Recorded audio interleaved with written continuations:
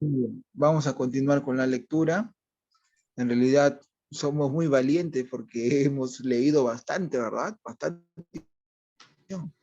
Bien, dice acá, en el versículo 3, no hemos visto el demonio, Satanás quiere sentarse en este monte, pero otra posibilidad es Armegido, es su fructífera montaña o el monte de Sión. El intérprete diccionario, el diccionario del intérprete, recomienda esta grafía como la más probable. Tanto más cuando en Apocalipsis 9, 13 y 11, 14 obtienen muchas de sus figuras del libro de Joel del Antiguo Testamento, donde se nos dice, vamos a apagar el micrófono por acá, vamos a apagar los micrófonos.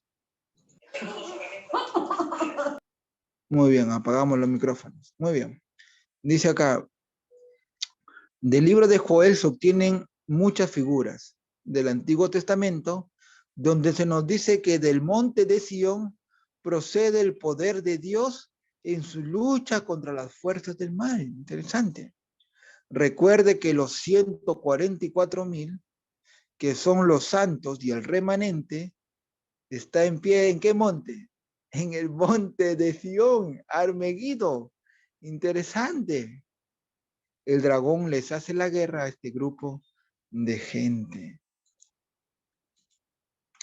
No consideremos con liviandad las dificultades que implica la palabra Armagedón.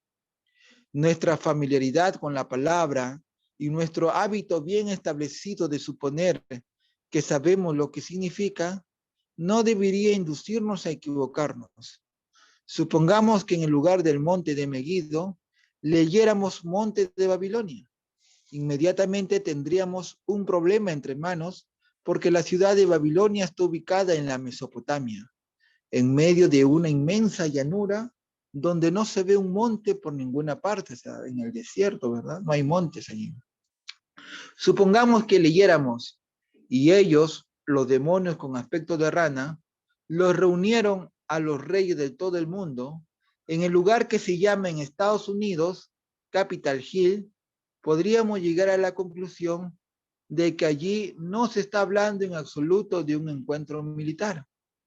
Podríamos suponer que se trata de metáforas relativas a una gran lucha política a escala mundial para lograr el control del gobierno de los Estados Unidos.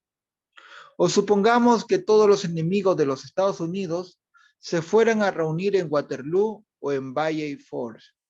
En ese caso podríamos creer que se está hablando de una gran batalla que afecta a dicho país.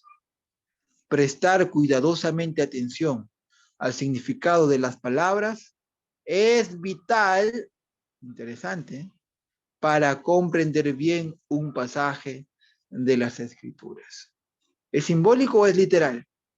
Lo reunió en el lugar llamado Armagedón. ¿Es simbólico o es literal?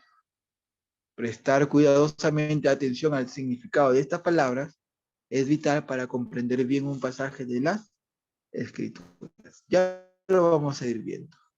Otro nombre que le da la Escritura a ese lugar, otra dificultad que nos presenta la palabra Armagedón, además de que no estamos seguros de que esté bien escrita, o si lo está, lo sabemos a qué punto geográfico se refiere, es el hecho de que ese no es el único nombre que le da la Escritura al lugar donde se va a llevar a cabo la batalla del tiempo del fin. Joel capítulo 4, versículo 2, le da al lugar de esa batalla el nombre de Valle de Josafat o Valle de Jezreel. Tuvimos la oportunidad de referirnos a esta profecía cuando hablamos de la langosta de Joel en las páginas 233, 235 de su libro.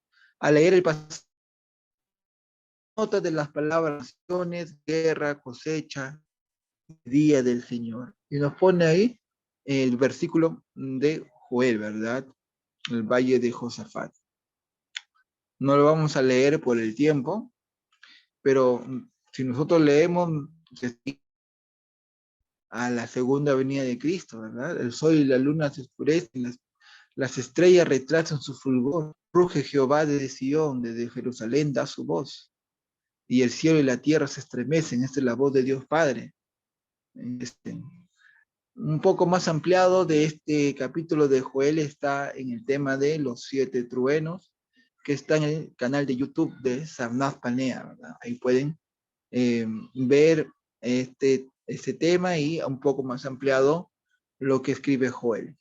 Vamos a seguir entonces acá con lo que escribe el pastor Maxwell. Las referencias que hace aquí Joel a una cosecha madura, las naciones, al tiempo del juicio, a un gran terremoto y a la voz del Señor proveniente de Sión, nos convence de que está hablando de la misma batalla del tiempo del fin. Es decir, nos está hablando de Armagedón, en la cual San Juan describe bajo las plagas sexta y séptima en Apocalipsis 16. Pero Joel ubica esa batalla no en Armagedón, sino en un lugar que se denomina el Valle de Josafat. El Armagedón como símbolo.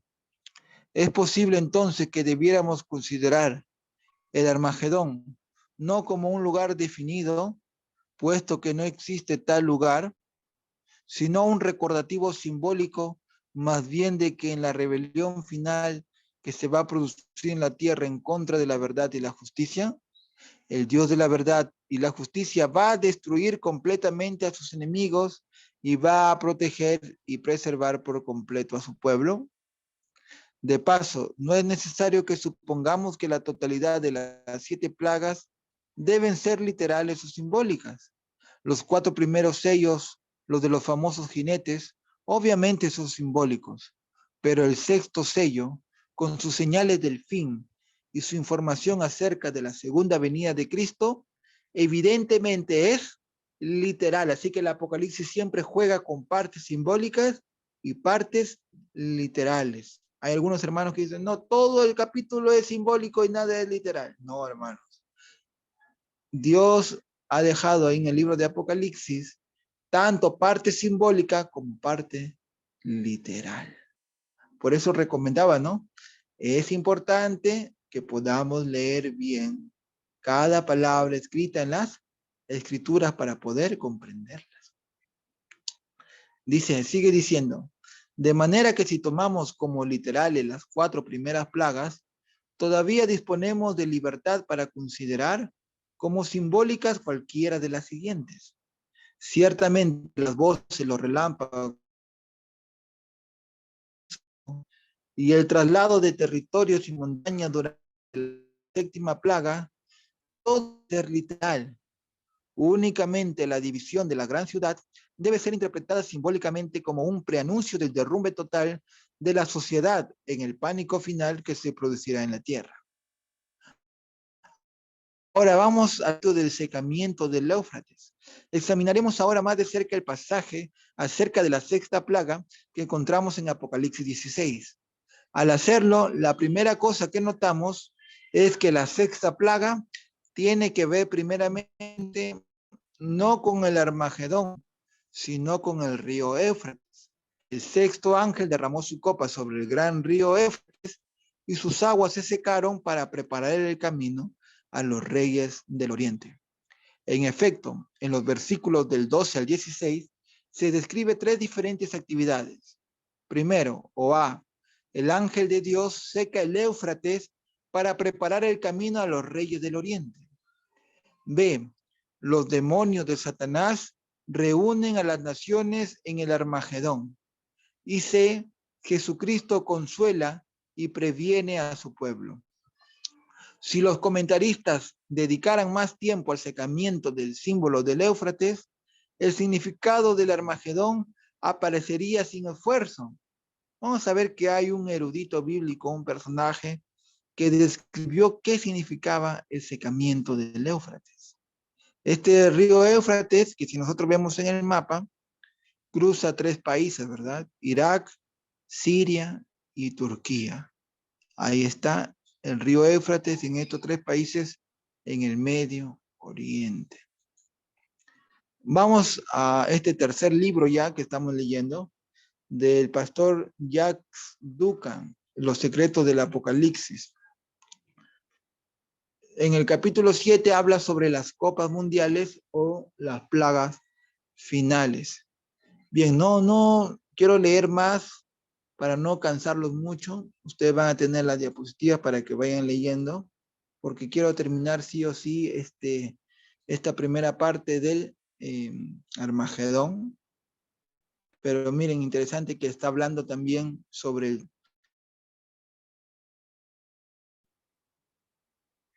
¿verdad? El profeta habla de un monte de Megiddo mientras piensa específicamente en Jerusalén.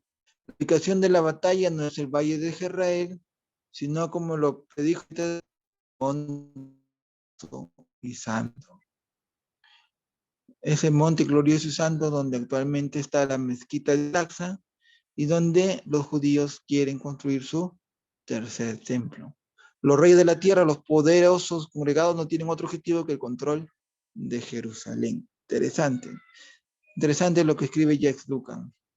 Pero no he leído totalmente ese libro de Duncan, sino que quiero ir directamente a este libro de uno de los pioneros adventistas, Urias Smith, en el libro que él hizo sobre Daniel y Apocalipsis, específicamente en el tomo 2, que habla de Apocalipsis, hablando sobre la sexta plaga.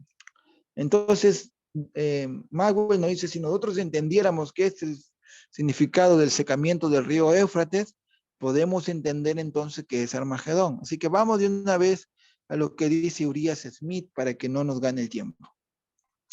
La sexta plaga. ¿Qué es el gran río Éufrates sobre el cual se derrama esta sexta copa o esta sexta plaga? Algunos opinan que es el río Éufrates literal que corre en Asia, en esos tres países, Irak, ¿verdad? Irak, Turquía y Siria. Algunos piensan que es el río literal, dice Urias Smith. Vamos a seguir leyendo. Otros piensan que es un símbolo de la nación que ocupa el territorio por el cual influye dicho río. Esta última opinión es preferible por muchas razones. Interesante. ¿Qué simboliza el río Éufrates? A la nación o el país donde se asiente el río Éufrates. Sería difícil comprender qué se habría de ganar con el secamiento del río literal, puesto que no ofrece obstáculos serios al progreso de un ejército en marcha. Es de notarse que el secamiento se produce para preparar el camino a los reyes del Oriente. Es decir, ¿qué significa reyes del Oriente? Es decir, organizaciones militares regulares, que son ejércitos, reyes del Oriente, ejércitos, y no una muchedumbre mixta y sin equipo de hombres, mujeres, niños, como eran los hijos de Israel frente al Mar Rojo o al río Jordán. El Éufrates tiene solamente unos 2.200 kilómetros de longitud, o sea, la tercera parte de los que tiene el Mississippi, el río Mississippi en Estados Unidos. Sin dificultad alguna, Ciro desvió todo el río de su cauce cuando sitiaba Babilonia, ¿verdad? Los medios y persas que conquistaron Babilonia secaron el río Éufrates. Durante las numerosas guerras que se han reñido a lo largo de sus riberas, muchos ejércitos poderosos han cruzado y vuelto a cruzar su cauce sin que jamás fuese necesario dejarlos pasar. Sería tan necesario el río Tigris como por el primero es casi tan grande como el último. Sus fuentes se hallan a unos 25 kilómetros, solamente una de otra en las montañas de Armenia, y el primero sigue un curso casi paralelo y a corta distancia del último en todo su recorrido. Sin embargo, la Biblia no dice nada respecto al río Tigris. El secamiento literal de los ríos se produce bajo la cuarta plaga, cuando se da al sol el poder de quemar a los hombres con fuego. Durante esta plaga se producen indudablemente las escenas de sequía y hambre tan gráficamente descritas por Joel. Interesante, la cuarta plaga, que es la del sol que quema a los habitantes de la tierra, va a haber un secamiento mundial, que va a haber hambruna. Y como resultado de ellas, se declara expresamente que los ríos de las aguas se secaron. Difícilmente podría el Éufrates ser exceptuado de este castigo, y no le quedaría ya mucha agua para secarlo, literalmente bajo la sexta copa. Estas plagas, de acuerdo con la misma naturaleza del caso, deben ser manifestaciones de ira y juicios contra los hombres. Pero si el secamiento del Éufrates literal es todo lo que se presenta aquí, esta plaga no de esta índole y no resulta ser muy grave. Con todas estas objeciones contra la posibilidad de considerar aquí el Éufrates como río literal, debe entenderse figurativamente o simbólicamente ese nombre como símbolo de la potencia o del país, del gobierno, potencia, que al comenzar este secamiento posea el territorio regado por aquel río. Todos concuerdan en que esta potencia fue Turquía, el imperio turco. De ahí que podemos buscar el cumplimiento de las especificaciones de esta profecía en algo que afecte definidamente a la nación turca. ¿Y por qué debemos nosotros pensar en Turquía? ¿Por qué? Ya vamos a ir viendo. El río es usado así como símbolo en otros lugares de las Escrituras. Con referencia a este último texto, todos deben conceder que el Éufrates simboliza la potencia turca, y como es la primera y única otra vez que esta palabra se presenta en Apocalipsis, es muy propio considerar que conserva el mismo significado en todo el libro. El secamiento del río Éufrates sería pues la disminución del poderío turco. Miren cómo está interpretando Urias Smith. Cuando dice que se va a secar el río Éufrates, significa la disminución del poderío turco, la reducción gradual de sus fronteras. Esto es lo que ha sucedido realmente. En su apogeo, el imperio otomano se extendía por el este hasta el río Tigris y el mar Caspio, por el sur hasta Adén, e incluía Arabia, Palestina, Egipto, Argelia. Por el norte abarcaba el reino de Hungría, los países balcánicos, griegos, ¿no? Crimea. Turquía guerrió repetidas veces contra los ejércitos más poderosos de Europa, con Alemania, Rusia y otras naciones. Llevó sus conquistas hasta el interior del Asia y recibió pedidos de ayuda de la India. Pero este poderoso azote de la cristiandad no superó sus límites. En los acontecimientos que produjeron la crisis de 1840, casi se desmoronó y desde entonces ha estado declinando rápidamente. Consideramos algunas de sus pérdidas. Turquía perdió el reino de Hungría en 1718, perdió a Crimea en 1774, perdió a Grecia en 1832, Rumania, Montenegro y Bulgaria en 1878, Tripolitania en 1912, Egipto en 1914, Mesopotamia le fue quitada por Gran Bretaña, por Inglaterra en 1917, perdió Palestina, ¿verdad? Donde está Israel, en 1917, perdió Siria en 1918, el Hechaz más o menos al mismo tiempo. Al finalizar la Primera Guerra Mundial, los Tinop, la altura a Angora. Turquía recobró de los griegos la Anatolia occidental, inclusive Esmirna, recuperó la porción occidental de Armenia y las fuentes del Éufrates. como también su antigua capital, Constantinopla, en Europa, y una porción de Tracia, pero aún así le queda poco territorio a este imperio turco que fue una vez poderosa. Su dominio se ha ido reduciendo provincia tras provincia, hasta que le queda apenas una sombra de sus antiguas posesiones. Por cierto que la nación de Turquía, simbolizada por el Éufrates, se está secando. Pero se puede objetar que mientras contendemos por el carácter literal de las plagas, vemos un símbolo en una de ellas, y así, al hacernos simbólica, contestamos que no. Es verdad que bajo la sexta plaga se introduce una potencia de una forma simbólica, así como sucede bajo la quinta plaga, donde se menciona la silla o el trono de la bestia, que es un símbolo bien conocido, o como leemos también en la primera plaga, algo acerca de la marca de la bestia, su imagen y su adoración, que son también símbolos. Todo lo que recalcamos es que los castigos resultantes de cada copa o de cada plaga tienen carácter literal. Interesante. En el caso de la sexta plaga, esto es así como todas las demás plagas, aunque las organizaciones que sufren esos juicios pueden ser presentadas en su forma simbólica.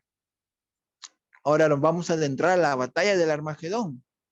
Puede preguntarse, ¿cómo quedará preparado el camino de los reyes del Oriente por el secamiento o consumación del poder otomano o turco? La respuesta es obvia. ¿Para qué se ha de preparar el camino de estos reyes del Oriente? ¿No es para que suban a la batalla del gran día del Dios Todopoderoso? ¿Dónde se ha de pelear esta batalla?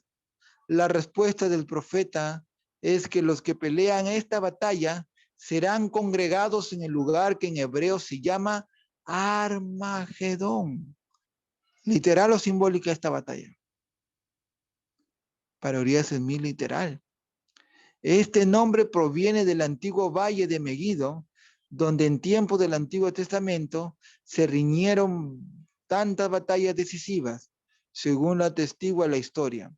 Acerca del nombre de Armagedón, dice Liman Abbott, en un diccionario de conocimientos religiosos, este nombre, Armagedón, se da a la gran llanura de la Palestina central, en Israel, que se extiende desde el Mediterráneo hasta el río Jordán y separa las sierras o los montes del Carmelo y de Samaria de las de Galilea. Es la antigua llanura de Megido, el Armagedón de Apocalipsis 16, 16. ¿Literal o simbólico? Literal, ¿no? Literal. Acerca de la importancia de este campo de batalla, Jorge Cormac dice, Jorge Cormac era un general militar de Inglaterra, dice, Megido era la clave militar de Siria. Tremendo. Dominaba a un tiempo el camino hacia el norte, hacia Fenicia, el Siria, el camino que cruzaba Galilea hacia Damasco y el valle del Éufrates. Es decir, que quien dominaba ese valle de Megido tenía conexión directa a varias ciudades, ¿verdad? Por eso era estratégico, porque conectaba a varios puntos. Por eso era estratégico y de gran valor. El valle de Kishon y la región de Megido era campo de batalla inevitables. A través de toda la historia, conservaron ese carácter. Allí se decidieron muchas de las grandes contiendas del sudoeste de Asia. Admitiendo que Megido era la clave militar de Siria y que dominaba los caminos del cercano oriente, los caminos del cercano oriente dominaba los caminos, interesante. El lector tendrá, sin embargo, interés en saber por qué, además de la declaración profética directa de que la batalla final se peleará allí, esta región haya de ser escogida por las naciones de la tierra como escenario del último gran conflicto. ¿Por qué? ¿Por qué no se pelea en Perú, en Chile, en Argentina, en Colombia, en Alemania, en Inglaterra? ¿Por qué no se pelea en otros países? ¿Por qué se escoge esta tierra de Megiddo como el último escenario de gran conflicto? Interesante, ¿verdad? Para responder a esta pregunta lógica, sometemos las conclusiones de otros escritores cuyos años de investigación acerca de las razones sociales, económicas y políticas, miren, interesante los ámbitos sociales, económicas y políticas que inducen a las naciones a pelear, los hacen acreedores a nuestra consideración. Con la caída de la soberanía otomana o turca, se volverá a suscitar la eterna cuestión de la posición del Asia Menor. Esa tierra, miren, Turquía, esa tierra de Turquía es el corredor, tremendo lo que escribe Urias aquí, esa tierra de Turquía es el corredor entre Europa y Asia. Es lo que conecta Europa y Asia, a lo largo de lo cual han pasado la mayoría de los conquistadores europeos que invadieron el Asia, con la sola excepción de los rusos y la mayoría de los conquistadores asiáticos que invadieron Europa. Notemos ahora la opinión que acerca de Constantinopla y sus alrededores han sostenido durante mucho tiempo. H. Huntington Powers dice: Constantinopla, con su estrecho tributario, es el sitio más estratégico del mundo. Constantinopla actualmente es Turquía, es la ciudad, a ver si me dejan recordar o alguien lo tiene. Constantinopla es actualmente ese puerto en turco.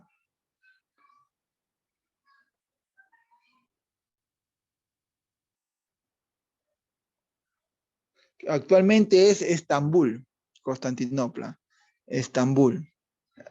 ¿Ya? Dice, cuando Napoleón Bonaparte y el zar Alejandro se sentaron en Tilsit para dividirse el mundo entre sí, Alejandro dijo a Napoleón, según se afirma: denos o quítenos lo que quiera, pero denos Constantinopla. Mi pueblo está preparado a hacer cualquier sacrificio por Constantinopla. ¿Qué responde Napoleón? Vamos a ver qué le responde Napoleón al zar Alejandro de Rusia.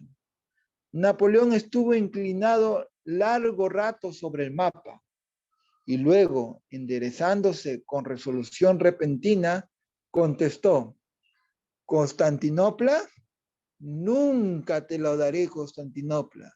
¿Por qué? Porque significa el dominio del mundo. Interesante. Tanto los mercaderes como los estrategos consideran a Constantinopla como la más valiosa de las posiciones territoriales. ¿Y por qué? La actual Estambul, porque ahí se conecta a todos los continentes del mundo.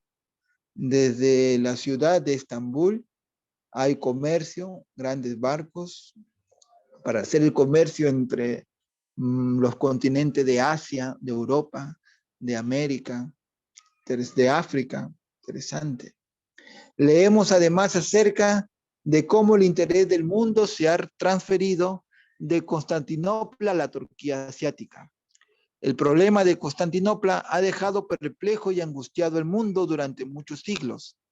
Las naciones han reunido numerosas guerras y han sacrificado innumerables vidas por poseer o controlar esa gloriosa ciudad y los admirables estrechos que separan a Europa de Asia y que conectan al Mar Negro con el Mediterráneo, el Oriente con el occidente. Interesante, mira lo que conecta Constantinopla o Turquía. El mundo eslavo con el latino germánico. Hasta aquí se creyó generalmente que una tentativa de decidir la cuestión de Constantinopla llevaría inevitablemente a una guerra mundial. Tremendo, tremendo lo que escribe Eriot Smith. Entre los estados que pretendieron hacerlo, pues su acuerdo era imposible. De ahí que los diplomáticos miraran con temor la cuestión de Constantinopla y la consideraran insoluble. Sin embargo, aunque podemos regocijarnos de que el siempre amenazante problema de Constantinopla ha sido por fin eliminado, parece posible que otro problema de Constantinopla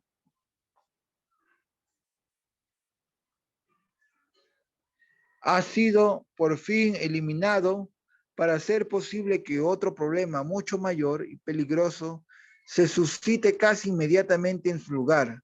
La cuestión, debido a que el territorio durante tanto tiempo ocupado por los turcos domina las grandes rutas comerciales de 3 continentes. Tremendo, hermanos. Miren lo que une Constantinopla o Estambul en Turquía, une 3 continentes. Fue siempre codiciado por cuantos ambicionaron llegar a ejercer el dominio mundial. El descubrimiento de grandes yacimientos de petróleo en el cercano oriente ha aumentado enormemente el deseo de las naciones por poseer el Asia Menor y la región regada por el Éufrates. Ahora comprendemos por qué Estados Unidos fue a esos países árabes, ¿no? En Medio Oriente, por el petróleo, el oro negro, ¿verdad? A hacer guerra, tomando como excusa la destrucción de las Torres Gemelas. En verdad, el descubrimiento de que las palabras de Job en el capítulo 29, versículo 6 dice, y la piedra me derramaba ríos de aceite, esto es el petróleo, no era una hipérbole, sino una verdad literal.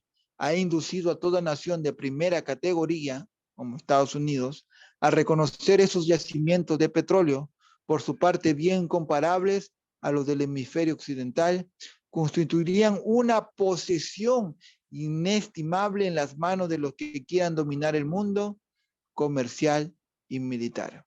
¿Quién quiere dominar el mundo comercial y militarmente? Estados Unidos. Pero, ¿por qué se habrían de interesar los reyes del Oriente en esa cuestión que afecta de forma definida el cercano Oriente? No nos olvidemos de que la historia nos dice que 3 veces ya fue invadido el cercano Oriente por conquistadores orientales y que a esas invasiones dieron ricas recompensas a los invasores. En vista de que todo el Oriente está en trance del renacimiento, no es ilógico que sus gobiernos también codicien el oro líquido del valle del Éufrates. En una entrevista concedida por el general británico, el señor Lang Hamilton, a Kingsbury Smith, corresponsal de la agencia noticiosa internacional News Service, mientras el general Hamilton hablaba de la amenaza para la civilización occidental y europea, representa la penetración asiática, predijo que el lugar donde Europa intente detener la penetración asiática llegará a ser el campo de batalla de todo tiempo, señalará el fin de la civilización. Dijo además, he estudiado cuidadosamente el mapa y el lugar más propicio para que Europa haga frente y rechace al Asia se llama Megiddo o en algunos mapas Armagedón. Tremendo. De los que dicen estos escritores, parecería desprenderse que si ejércitos poderosos, como los que podrían movilizar los reyes de la tierra y de todo el mundo, se hubiesen de reunir en alguna parte situada entre el antiguo valle del Megiddo y las vastas expansiones del valle del Éufrates del Asia Menor, para pelear la batalla de aquel gran día del Dios Todopoderoso. Y cumpliría ciertamente la profecía en lo que se refiere al territorio designado por el término Armagedón. Durante siglos, los territorios de Palestina y del Éufrates han estado bajo el dominio de gobernantes turcos mahometanos, responsables ante la nación turca. Es por lo tanto lógico creer que Turquía llegará a su fin antes de que los reyes de la tierra hagan desembocar sus ejércitos en aquel territorio. El fin de Turquía prepara el terreno para la batalla del Armagedón. Interesante. Muy bien, ya no los quiero cansar mucho. No quiero aprovecharme de su nobleza. Hemos leído bastante, nos hemos informado bastante de este Armagedón, pero aún no va a quedar esta partecita para el día de mañana, porque no quiero cansarlos mucho con lectura. No quiero aprovecharme de ustedes, porque es mucha información en texto, ¿verdad? Que hemos leído así de corrido. Mañana vamos a leer este libro, uno de los últimos libros antes de morir del pastor Marvin Moore, llamado Camino al Armagedón. Ya, este libro ustedes lo pueden descargar gratis de la biblioteca del grupo. Si alguien no tiene acceso todavía a la biblioteca, deje o mande su correo de Gmail a los grupos de WhatsApp, mande su correo ahí, hermano, quiero tener acceso a la biblioteca para descargar los libros, y aquí le mando mi correo de Gmail, tiene que ser Gmail obligatoriamente, aquí le dejo mi correo y automáticamente nosotros los inscribimos para que tengan acceso a la página web de la biblioteca virtual y descargar todos los libros gratis. Hay más de 300 libros, hermanos, ahí, de Apocalipsis, de Daniel, de Elena de White, de Hogar y Familia, de Daniel, etcétera, etcétera, etcétera, hebreo, de griego, lo que ustedes pueden descargar ir leyendo y ampliar más este conocimiento de la palabra del Señor. Así que el que quiera tener acceso a la biblioteca, mande su correo Gmail en los grupos de WhatsApp y nosotros automáticamente le estamos escribiendo para darle acceso a la biblioteca. Muy bien. Entonces aquí nos vamos a quedar acerca del Armagedón. Muy bien, si hay preguntas, comentarios, alguna duda, pueden abrir su micrófono ahora sí, hermanos, antes de poder cantar el himno final y hacer la oración final. Buenas noches, hermano. Mi nombre es Pilar. Eh, me puse en línea ya media hora después, creo que había empezado. Por lo que veo, eh, están la batalla del Armagedón. Eh, no puedo opinar tanto sobre esto porque la verdad es que yo personalmente no lo he leído referente a este tema, no tanto de la Biblia como la hermana Huay probablemente se refiere también, ¿no?, al Armagedón. También el pastor Esteban Bor habla mucho también sobre este tema también, o sea, el pastor Esteban Bor, ¿no?, habla sobre todo profecías también. Eh, y claro, he estado tratando de oír todo la lectura, ¿no?, que ha estado haciendo. Em, Me gustaría si mm, yo lo que parece que recuerdo, pero no puedo decir bien, lo que oí al pastor Boren, uno creo que el Armagedón es bueno, ya lo ha leído usted, pero es,